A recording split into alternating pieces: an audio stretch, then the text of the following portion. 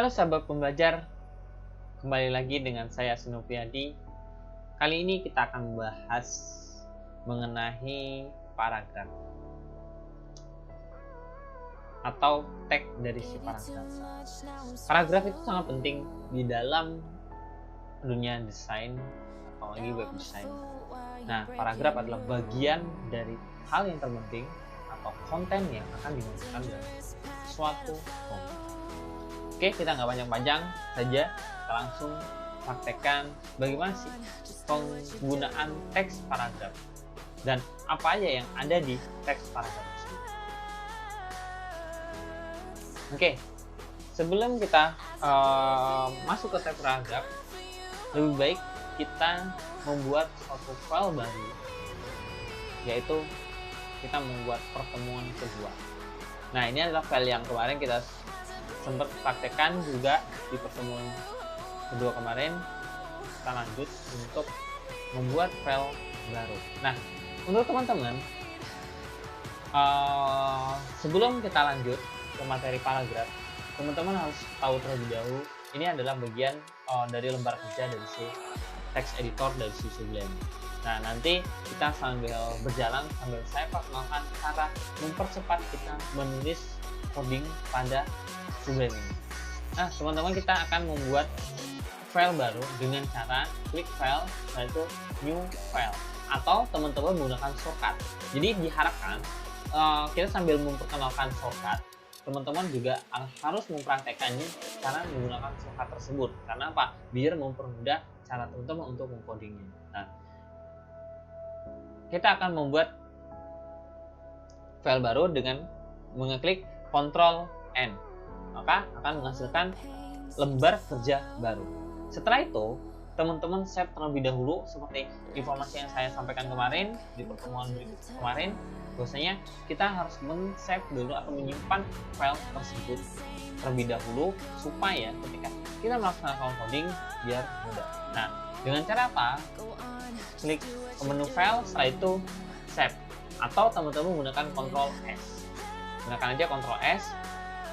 Nah, kita tulis pertemuan kedua.html. Kenapa harus .html? Karena kita menggunakan yang pertama menggunakan tipe data dari si HTML. Jadi biar apa? Si web browser bisa membaca dari si file tersebut. Setelah itu kita save. Maka udah terbentuk. Nah, teman-teman, ada 3 kategori untuk membuat struktur dari si HTML tersebut. Yang pertama, kita tuliskan kurung buka, tulis HTML, maka tagnya dia akan muncul.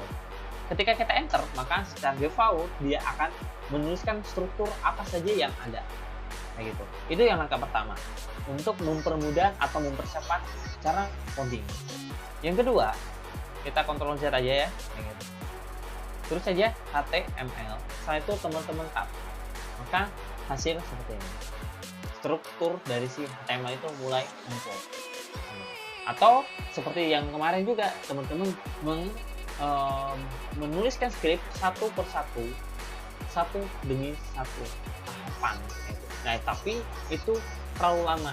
Gitu. Jadi diharapkan teman-teman nanti menulis seperti ini juga. Nah, sekarang kita lanjut aja. Nah, di sini ada tag baru yang namanya .type. Nah, ini apa maksudnya? Ini maksudnya kita menggunakan jenis HTML5. Nah, nanti di video-video akan datang saya akan jelaskan apa perbedaan dari HTML5 1 dan seterusnya gitu. Atau teman-teman bisa kunjungi evolusi web yang kemarin saya sempat bahas di pertemuan sebelumnya gitu. Nah, kita tuliskan dari titelnya dari si nama dari si halaman ini tadi, atau dari head, dari bagian kepalanya. HTML pemula, yaitu paragraf.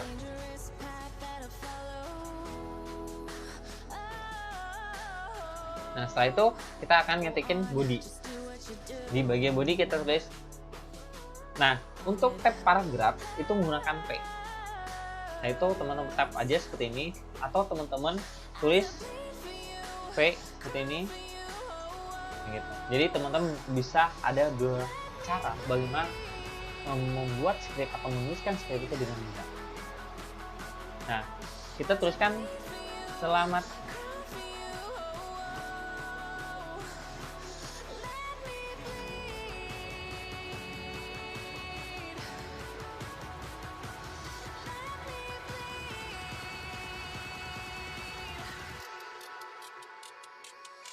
Nah, jadi kita menuliskan selamat datang di website sederhana. Jadi nanti ada beberapa kategori. Bagaimana sih caranya untuk menentukan si teks paragraf tersebut? Nah, sekarang kita run terlebih dahulu, teman-teman. Gak usah langsung ke foldernya, dicari foldernya di mana posisinya. Setelah itu klik kanan di open folder. Tinggal teman-teman klik kanan open in web browsernya atau browsernya, maka hasil akan seperti ini. Nah, ini yang kita buat tadi teman-teman gitu. Nah, selamat datang di website sederhana. Nah, ini nanti mau saya akan gunakan yang namanya script dari si BR. BR itu apa? BR itu membuat paragraf baru dari si website dari si paragraf tersebut. Nah, contohnya ketika saya akan beri di antara selamat datang dan di, kan saya tulis BR, BR seperti ini. Maka secara otomatis tulisan selamat datang itu berada di atas, sedangkan di website sederhana itu berada di bawah. Karena fungsi BR memindahkan atau membuat paragraf baru. Nah, teman-teman save, saya itu kembali ke web browser, silakan di refresh. Nah, kan hasilnya akan seperti ini. Nah, ini yang pertama. Yang kedua, yaitu ada tag yang tambahan, yaitu untuk membuat garis bawah, bukan underline ya, bukan underline, tapi garis bawah total dari si web browser tersebut. Dengan cara apa? Mengetikkan kita HR. Nah, HR itu membuat garis gitu pada si web browser tersebut. Maka kita silakan. Nah, setiap perubahan teman-teman Ctrl S biar mudah ya. Jadi nggak usah klik file, setelah itu save gitu. Itu terlalu lama, jadi kita langsung Ctrl S aja. Kita buka kembali, yaitu, nah ini akan menghasilkan garis gitu. Nah, setelah itu ada yang namanya pre pada paragraf. Jadi pre ini berfungsi untuk spesialis pada elemen dari si paragraf tersebut. Misalnya kita ini kita copy aja kembali, kita masukkan di sini, BR-nya kita hapus terlebih dahulu. Nah, di sini saya tulis pre.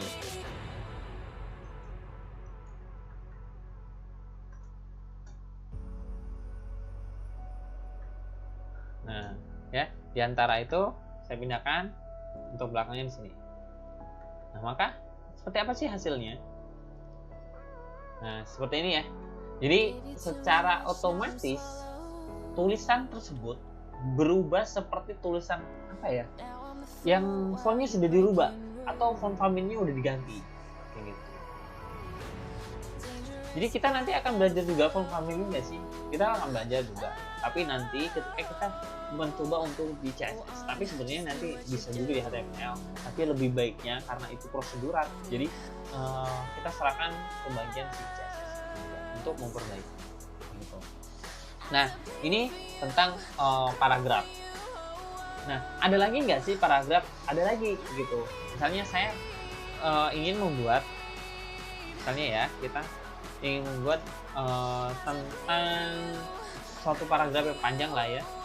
Kira-kira membuat dulu. Ini saya ada kalimat bagus sih dari salah satu ulama kita.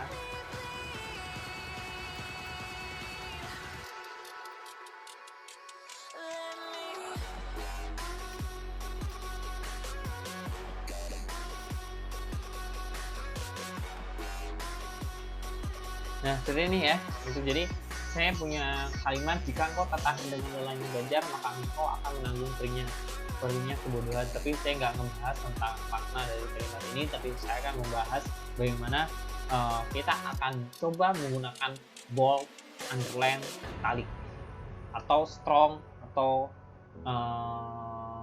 M gitu. Nah, apa sih perbedaan? Nah, silakan teman-teman.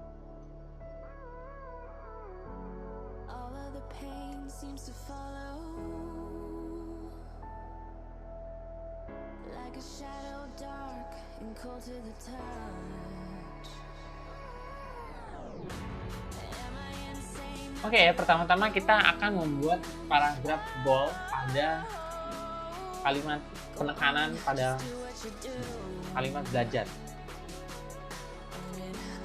Oke, secara otomatis sel ini akan berubah jadi bold. Gitu ya. Nah, misalnya yang kedua, saya akan coba menggunakan italic pada kata perinya kebodohan, kan italic. Nah, italic itu disimbolkan I, maka dia akan fontnya berubah jadi miring.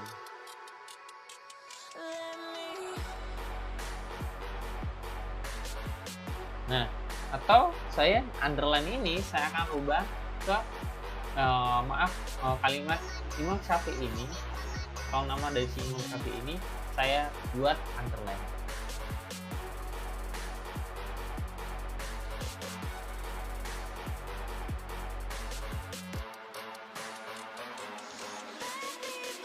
Nah, kan seperti ini hasil dari perubahannya. Nah, inilah yang kita sebut formatting dari si paragraf tersebut.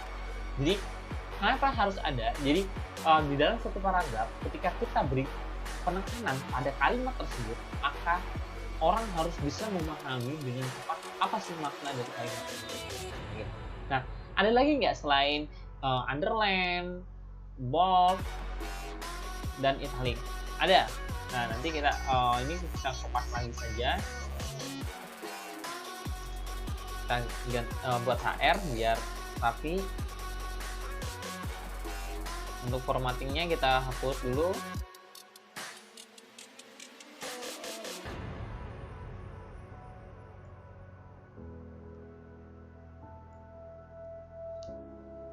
Nah, maka seperti ini ya. Nah, yang kita akan coba yang namanya strong penekanan yang sangat tinggi sehingga menghasilkan makna yang besar. Tapi hasilnya sama nggak sih? Hasilnya sama seperti yang namanya bold. Apa perbedaannya? Perbedaannya dari maknanya saja. Tidak ada penekanan yang khusus untuk dalam itu. Nah, ini ada juga yang namanya mark. Kita buat. Nah, kita itu dulu ya. Sini seperti apa sih? Strong. Nah, seperti ya. Tidak ada perbedaan pada kalimat belajar ini antara bold dan strong, tapi makna penekanannya itu akan berbeda ketika kita paham apa sih dari kalimat strong tersebut. Nah, sekarang di bagian kalimat Imam Syafi'i ini saya akan rubah ke warna. Kita menggunakan mark.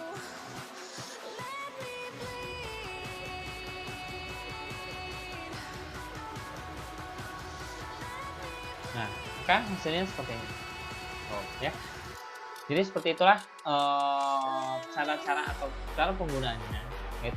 Sebenarnya masih ada lagi, ada del. Jadi del itu berfungsi untuk mencorek garis kayak gitu. Misalnya kalimat kebodohan ya. Kita tulis del. Jadi ada makna terdelete gitulah ya. Nah, seperti ini.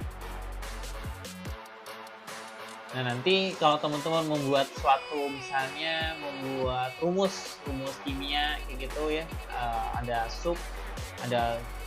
suspen itu teman-teman bisa gunakan juga kayak gitu. Nah, seperti itu pertemuan kali ini, semoga bermanfaat. Kita lanjut ke video yang lain. Terima kasih.